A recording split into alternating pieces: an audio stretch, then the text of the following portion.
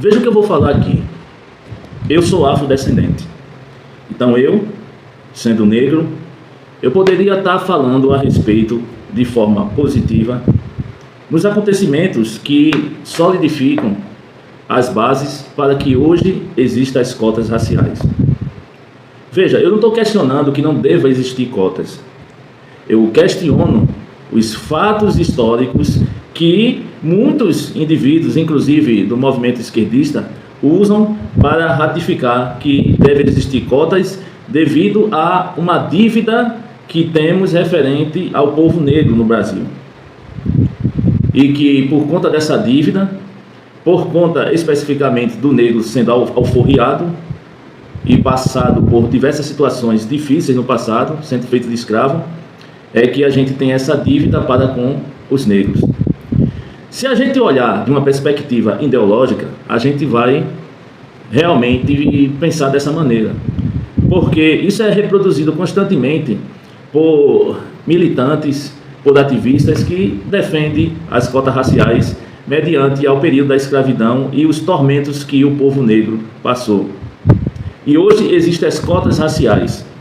Mas será que esse povo que defende as cotas, eles são honestos o suficiente para dizer o que de fato aconteceu na história referente a esse período colonial, esse período onde teve a abolição da escravatura, esse período a qual houve a escravidão? Será que esses indivíduos são tão honestos o suficiente para trazer os fatos históricos sem viés ideológico? Essa é a pergunta que eu faço.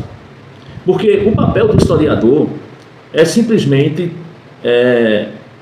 trazer à tona fatos históricos e reconstruir a história para que o nosso presente e o nosso futuro seja melhor do que os nossos antepassados.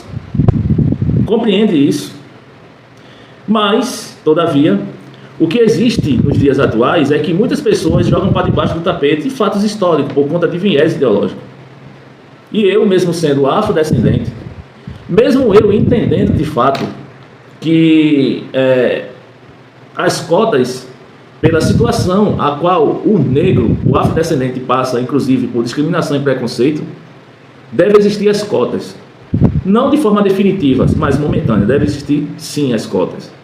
Só que o que eu não concordo são os fatos históricos que levam à defesa disso. Tá dando para entender aqui o raciocínio? Que são fatos históricos que não tem nem ira nem beira. Em vídeos passados, eu apresentei fundamentos mostrando que não existia, no período colonial, 80% de negro como população brasileira, não existia. Pessoas de farda, companheiros de formação, professores, que eu tive a oportunidade de conversar, eles falaram que 80% da população no período colonial era de negros, e não é. Por quê? Porque a gente tem que dividir os Brasis. Existiam vários engenhos e que muitas mãos de obras não eram feitas por negros, e sim por índios. E outra parte por portugueses pobres, que concediam sua mão de obra. E outros momentos por apenas negros. Agora, o que acontece de fato? Acontece que esses fatos são jogados para debaixo do tapete. A impressão que temos é que o europeu foi para a África, trouxe à força os negros pelos navios negreiros, muitos foram mortos durante a viagem, e quando esses negros chegaram aqui, eles foram alforriados, certo? E não eram tratados como gente. O que se fala na história é isso, mas será que isso ratifica de fato o passado? Eu te falo, me desculpa aqui a sinceridade, não.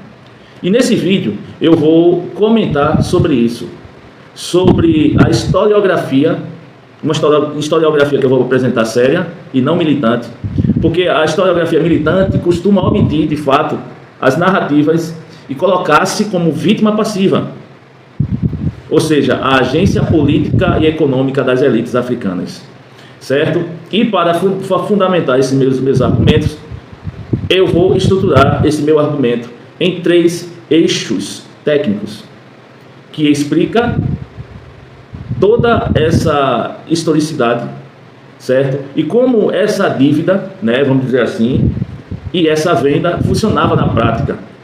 Como assim, Rafael? Sim, vocês vão entender bem como era o processo que os negros foram trazidos da África para cá.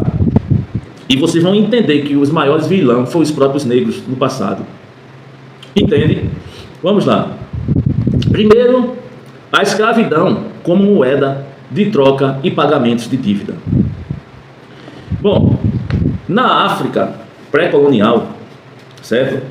A terra não era propriedade privada, mas o que era propriedade privada era o trabalho humano. Por isso que a escravidão era a principal forma de riqueza. Entendeu até aí? Belezal?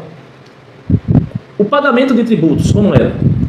Os reinos menores, para não serem destruídos por impérios maiores, reinos menores, para não serem destruídos por impérios maiores, como o Império de Benin, ou o Reino do Congo, onde se localizava os negros que vieram para o Brasil, eles pagavam tributos em forma de pessoa, certo? E como funcionava as dívidas comerciais?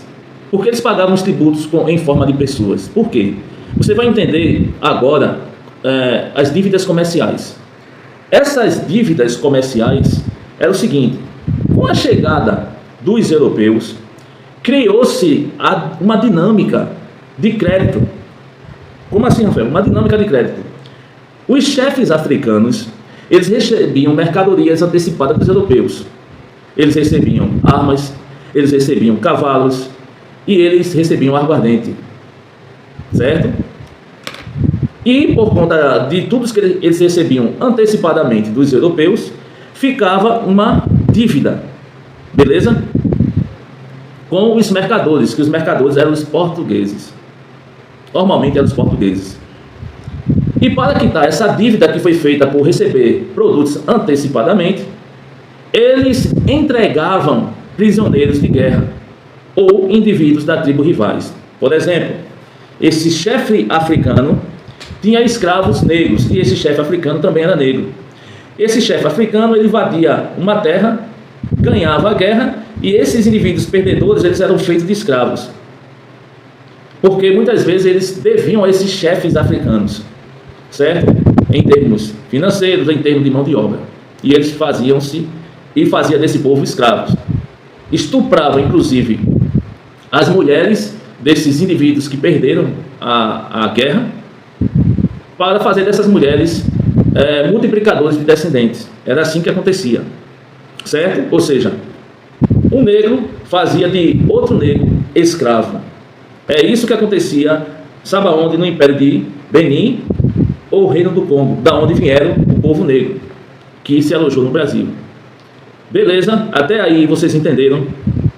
Então, eles contraíram uma dívida com os mercadores, ou seja, com os europeus, porque eles concediam armas, esses chefes africanos recebiam armas, cavalo e aguardente e pinga dos europeus, e os chefes africanos recebiam. Esse chefe africano tinha escravo, porque eles tinham guerreado contra os povos das tribos rivais, que eram negros. E aí, para pagar essa dívida aos europeus, eles concediam, de fato, esses negros, que eram feitos de escravos, para os europeus como pagamento da dívida. Segundo ponto, a gente vai falar sobre o negro como sujeito ativo, ou o escravizador negro, né? Então, é fundamental para a gente entender essa reconstrução da história e desse argumento que eu estou propondo a construir aqui, destacar aqui para todos vocês que o tráfico não funcionaria sem o intermediário africano. Ou seja, se esses chefes africanos eles não entregassem os escravos negros para os europeus, ou seja, fazendo-se de intermediário, o tráfico não funcionaria. E por quê? Porque os europeus eram muito mais fracos em termos biológicos, falando mesmo em força, do que os negros, certo?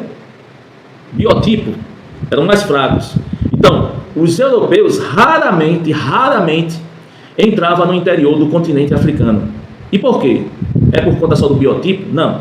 Porque no continente africano tinha muita doença, e lá também no continente africano tinha uma resistência militar gigantesca. Então eles ficavam na costa, em feitorias. É isso que acontecia. Eles ficavam na costa em feitorias. Quem capturava, transportava até o litoral e negociava o preço eram outros negros. Como eu falei lá atrás, existiam as guerras entre tribos, certo, de negros, e a tribo rival que perdia, certo, ela fazia essa tribo de escravo. E aí eles capturavam, transportavam até o litoral e depois eles negociavam o preço. Quem negociava esse preço para os europeus eram outros negros, geralmente de etnia dominantes, que viam nos capturados, ou seja, outros negros, não irmãos de cor, mas estrangeiros ou inimigos. Ou seja, o conceito de raça negra é uma construção muito posterior europeia. Está dando para entender aqui o raciocínio? Vamos agora falar sobre a questão da derrota militar e a perda da soberania, como isso acontecia, e vocês vão entender de fato. Muitos dos indivíduos trazidos para o Brasil eram soldados, nobres ou cidadãos de reinos que perderam a guerra. Eram pessoas que eram da nobreza de outras tribos, que guerrearam com essa tribo, com outra tribo africana e perderam a guerra. Então, por isso que era feita de escravo. E aí, para pagar a dívida aos europeus, esses vencedores africanos, eles pagavam com vida humana, cedendo esses escravos aos europeus. Ao perderem o conflito contra uma potência vizinha ou contra uma coalizão apoiada por europeus, eles tornavam-se espólio de guerra. E qual é a contradição que a gente pode entender a partir desse momento com a narrativa atual?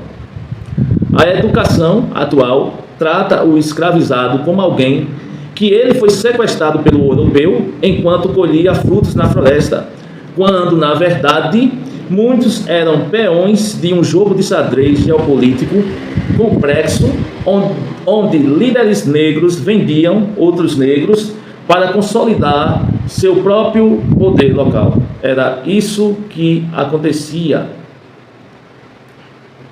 Então, a gente tem que entender como os fatos se sucederam.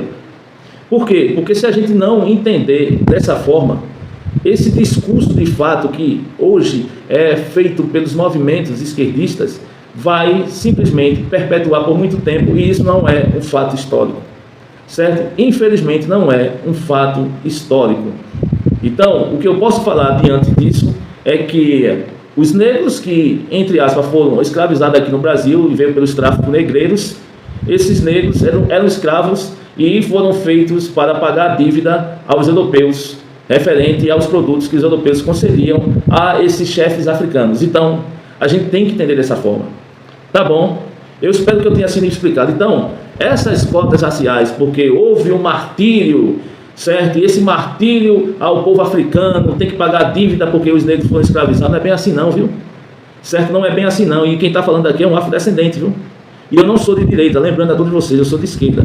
Só que eu sou um cara honesto. Então, a gente tem que simplesmente ser honesto nesse termo aqui, certo? Porque senão as pessoas elas perdem a referência do docente por conta especificamente de um monte de mentira que se é propagada no seio educacional. Tá dando para entender? Então é isso que eu deixo para vocês. Abaixo vai ter as devidas bibliografias a qual eu estou ratificando tudo isso, e eu espero de fato que as pessoas elas caiam na real. Um abraço do Rafael Nascimento.